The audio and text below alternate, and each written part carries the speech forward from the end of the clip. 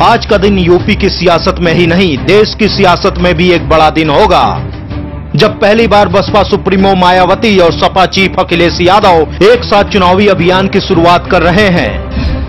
एक अरसे बाद सपा और बसपा ने हाथ मिलाया है और मंच भी साझा किया है, लेकिन अब तक संयुक्त जनसभा को संबोधित नहीं किया था।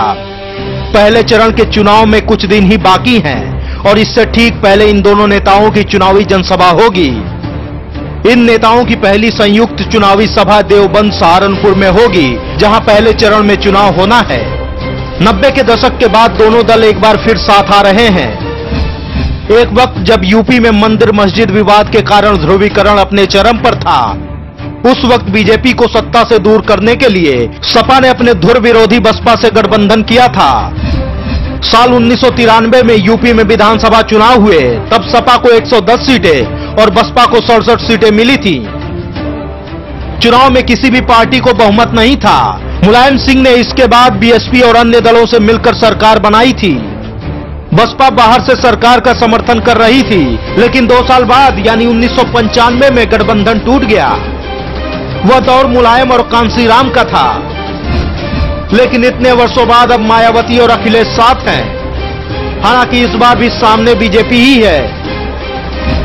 इस रैली में सबकी नजरें इस बात पर टिकी रहेंगी कि आखिर यह दोनों नेता अपने कार्यकर्ताओं को साथ आने का मैसेज कैसे देते हैं, क्योंकि कुछ समय पहले तक दोनों ही दलों के नेता और कार्यकर्ता एक दूसरे को देखना पसंद नहीं करते थे।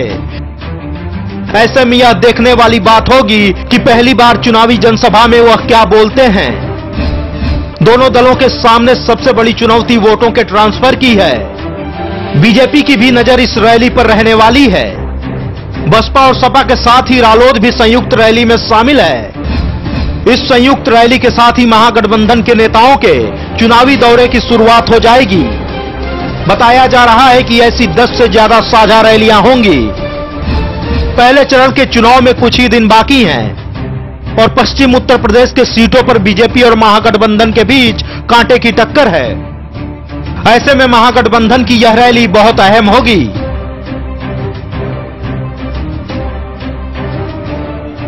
Bureau report, news India.